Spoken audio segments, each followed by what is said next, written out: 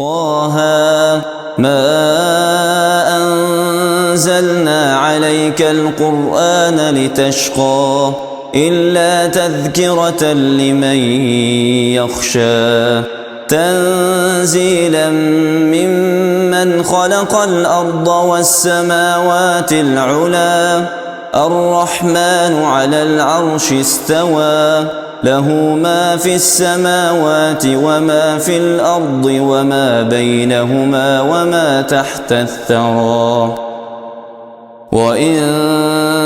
تجهر بالقول فإنه يعلم السر وأخفى الله لا إله إلا هو له الأسماء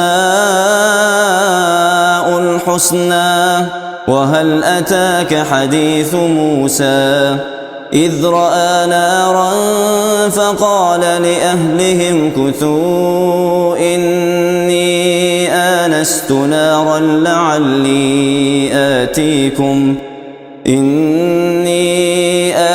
نارا لعلي آتيكم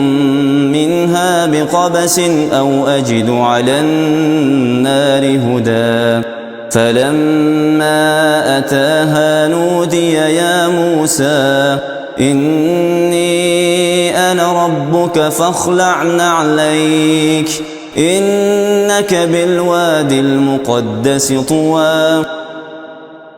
وأنا اخترتك فاستمع لما يوحى إنني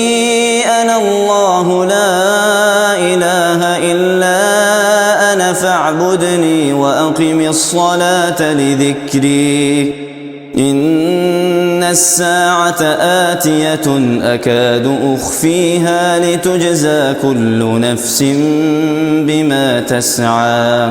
فلا يصدنك عنها من لا يؤمن بها واتبع هواه فتردى وما تلك بيمينك يا موسى قال هي عصاي أتوكل عليها وأهش بها على غنمي ولي فيها مآرب أخرى قال ألقها يا موسى فألقاها فإذا هي حية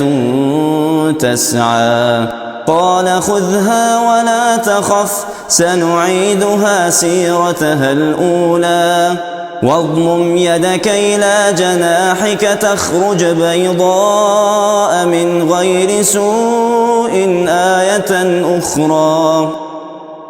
لنريك من آياتنا الكبرى اذهب إلى فرعون إنه طغى قال رب اشرح لي صدري ويسر لي أمري واحلل عقدة من لساني يفقه قولي واجعل لي وزيرا من أهلي هارون أخي اشدد به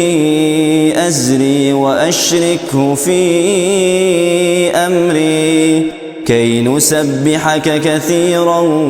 ونذكرك كثيرا إنك كنت بنا بصيرا